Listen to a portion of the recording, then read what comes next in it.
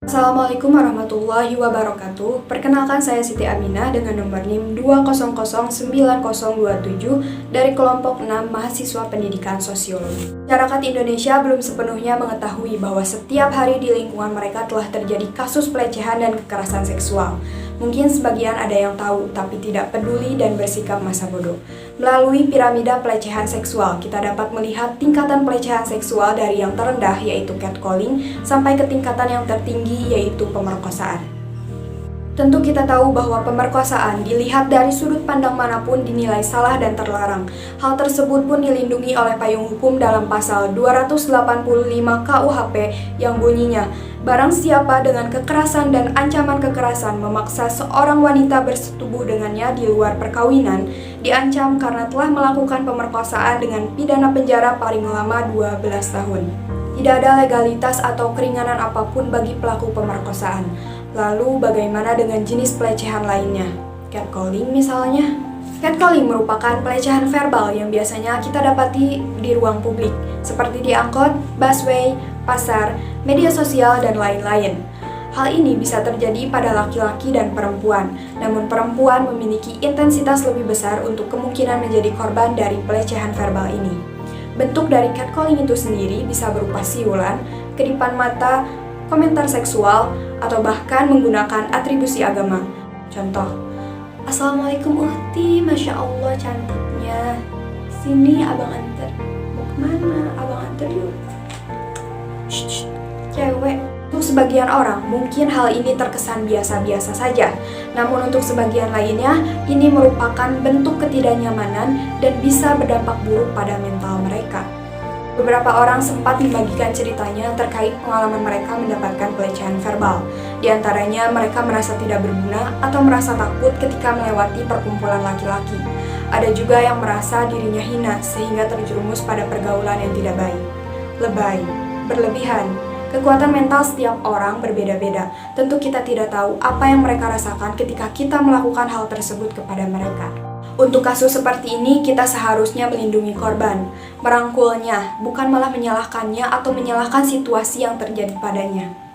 Tanpa kita sadari, karena ulah kita, banyak orang yang merasa dirinya tidak berguna, trauma berkepanjangan, merasa takut dengan laki-laki, atau sampai melakukan self-harming, bahkan bunuh diri.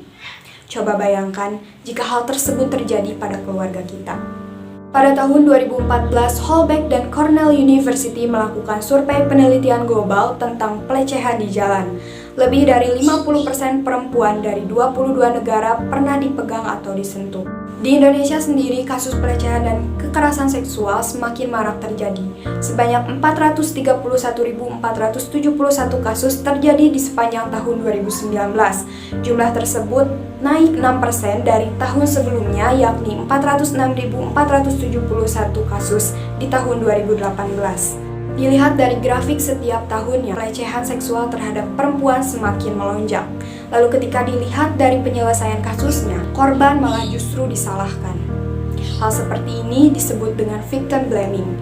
Korban sering disalahkan karena bajunya yang minim, atau ketika sudah memakai kerudung, kita menanyakan kerudungnya selebar apa.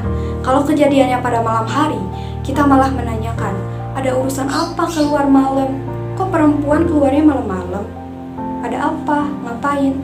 However, that's not your business anyway. Di sini dia korban, tapi kita malah menanyakan apa yang dia gunakan atau komponen-komponen lain yang tidak terkait dengan konteks penyelidikan. Kita selalu menuntut perempuan agar berpakaian sopan, tapi lupa menyuruh laki-laki agar bisa menjaga pandangannya. Kita selalu menuntut perempuan agar bisa menjaga harga diri dan kehormatannya, tapi lupa meminta laki-laki untuk bisa menjaga hawa nafsunya.